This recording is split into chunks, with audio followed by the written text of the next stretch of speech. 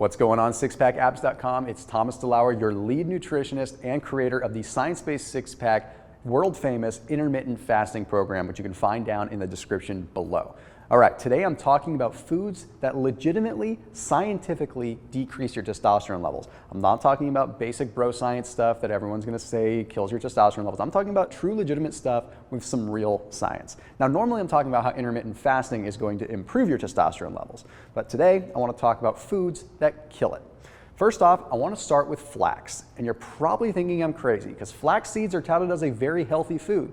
And here's the thing, they are in some ways. Flax seeds are very high in what's called alpha-linoleic acid, which is great. It converts into a usable form of omega-3s within the body, helping cells communicate, all kinds of great things.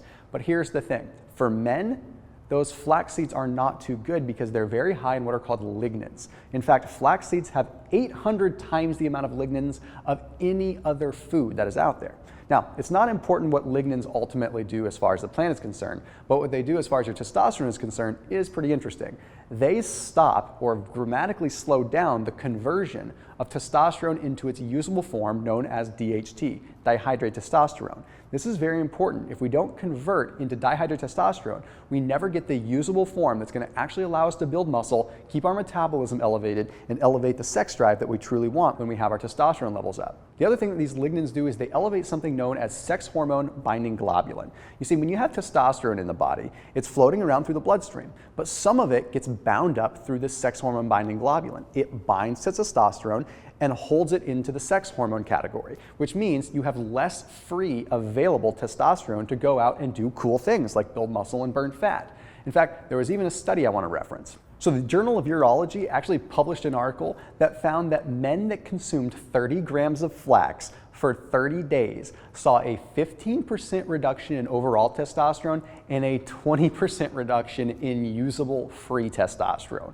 That is alarming. That's after just 30 days of just adding a small amount of flax. So many people just add flax to their smoothies because they think it's healthy. Men, you may not want to do that. Which leads me to my next one, soy. Now here's the thing, soy is not all bad. Okay, some organic soy is actually quite good, but 99% of the soy out there is genetically modified and is not organic.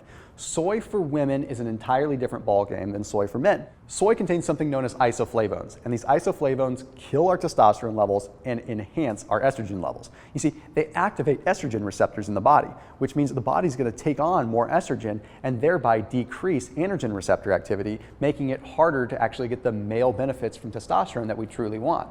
The more estrogenic activity that we have in the body, the more it spins out of control. More estrogen equals more estrogen receptors. More estrogen receptors equals more estrogen. Then more soy added into the equation activates more of those. So if you're someone that is already a little bit overweight, you want to be very, very careful to avoid soy as much as you possibly can. Now this next one is one that you may not want to hear. I'm not saying that you don't go out and have a drink every now and then, but if you're someone that consistently has alcohol, I can honestly prove to you here in just a second how alcohol can dramatically kill your testosterone levels. And it all has to do with the electron system in our body. Here's how it works. When we convert ethanol into an actual usable form in the body, and our body has to process it, it lowers something known as nicotinamide adenine dinucleotide, also known as NAD+.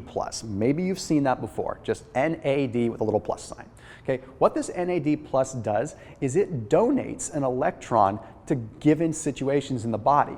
Our system is electrical, okay? We always have to have electron donors that give energy for different processes. Well, this NAD+ directly gives an electron over to the testosterone production side of things. So if we don't have the energy in this NAD+, then we don't have the electron to be able to give to be able to create testosterone.